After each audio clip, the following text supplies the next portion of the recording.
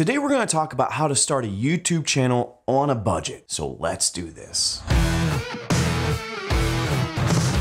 What's up, YouTube? Today we're going to be talking about how to start a YouTube channel on a budget. Being a channel that reviews budget camera gear, this is probably the biggest question I get is what gear should I get if I want to start a YouTube channel? And so with that, we're going to break this down into 3 categories.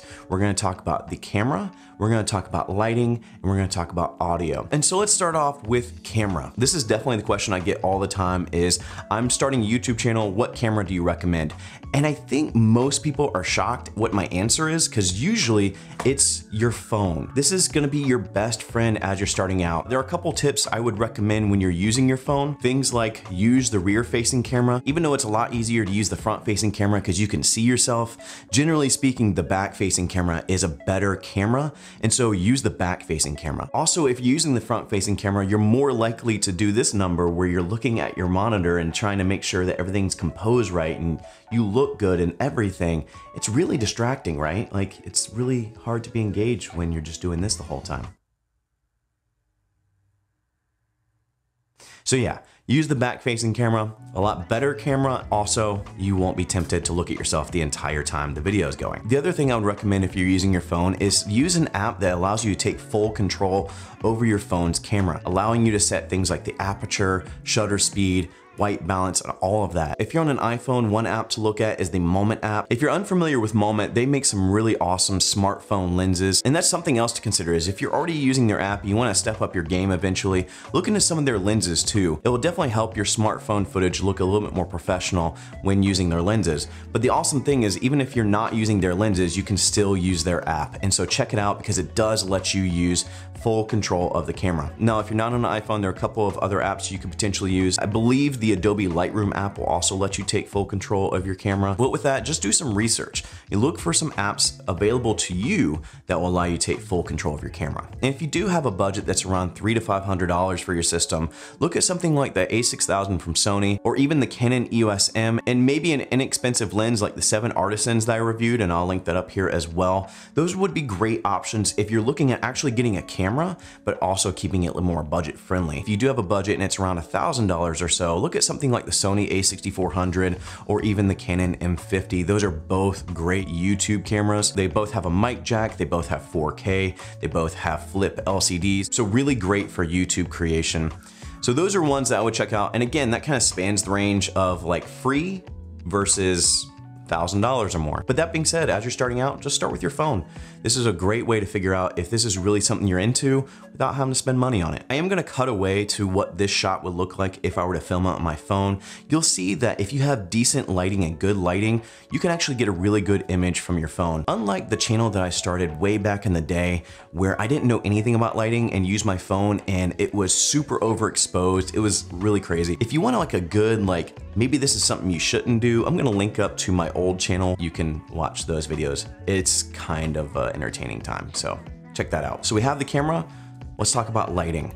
Now, lighting is something that you can get away with basically no budget. One thing I would recommend when you're starting out on YouTube is find a big window and just use that as your source of light. This is something if you watch any YouTube strategy video, they'll tell you start with your window lighting and then upgrade from there. Now, if you use the window, just make sure that you're mindful of how you're facing the window. Generally speaking, you want your light source to be about a 45-degree angle away from your subject. And so my key light is about a 45-degree angle right now. And you want to do the same thing with your window lighting.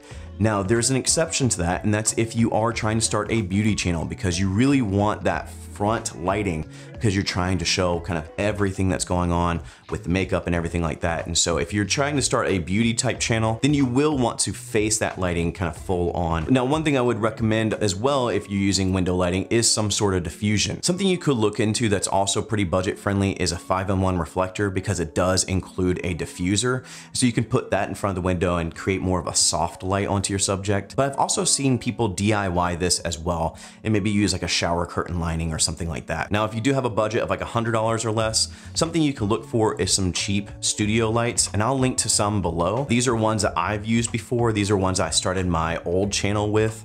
Now, even then, know how to use them. When I started that channel, I did light it like I was trying to start a beauty channel. It was very much those two lights just blasting me from both angles. So make sure you know how to use the lighting. Maybe watch some videos on how to have effective lighting. So keep that in mind. Even if you do have studio lights, make sure you know how to use them so it doesn't look super washed out and create some depth to the shot. Now, if you have a budget of around a couple $100, maybe even look at something like I'm using, like the Falcon Eyes 28TD. You start getting into LED panels, which are great because they're dimmable. A lot of times with those budget-friendly studio lights, they're not dimmable, and so you have to kind of manipulate them in a certain way so you're not completely blowing out your highlights. So having something like that is really helpful because it is dimmable, and this one is bicolor as well. Now, as far as like things like practical lights, that's what these are back here.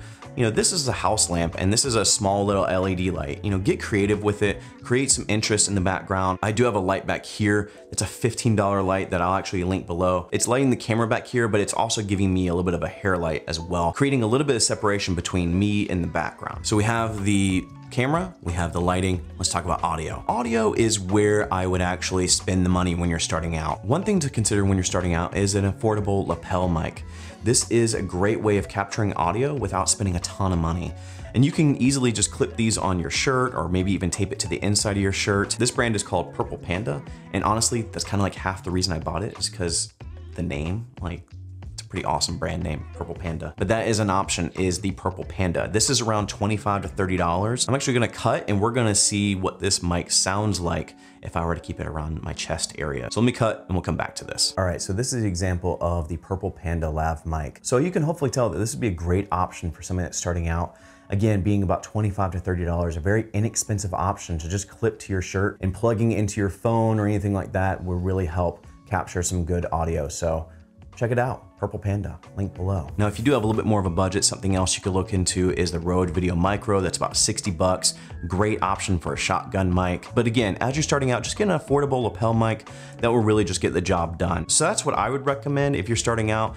Your camera, your lighting, your audio. Go with something like your smartphone, window lighting with maybe some good diffusion, and maybe a good affordable lapel mic. And remember, as you're starting out, it's okay to kind of start here. You'll often hear that YouTube is a marathon, and a part of that is you don't necessarily need to stockpile all the gear right away. You can gradually build up on the gear that you have. If you guys missed my studio tour video, I talked about all of this stuff is a few years of collecting gear. And now I feel like I'm at a point where I have a good amount of gear. And honestly, compared to some YouTubers, this is very much beginner gear that I'm using. And I say that not to be overwhelming. I say that to say, start with what you have, work with what you have, and go from there. The more important thing is for you to figure out what you have to offer for your audience. What is something that you can offer that maybe no one else can? Or even if it's something that already exists on this platform, what can you offer to make it just a little bit different? So that's what I would encourage to do, is find your niche, find what you're passionate about, what makes you happy, and just start recording on your phone. And so that's it for me. I hope this has been helpful, give you some insight on some gear that I would recommend as you're trying to start YouTube in 2020. If you did enjoy the video, make sure you give it a like. If you're digging the overall content from the channel, consider subscribing. And as always, go and find your journey,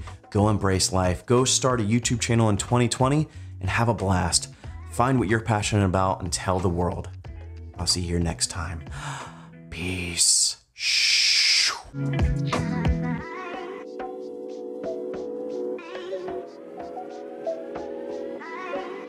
Hello world, my name is Anson and welcome to another edition of the Ghouls and Gains vlog.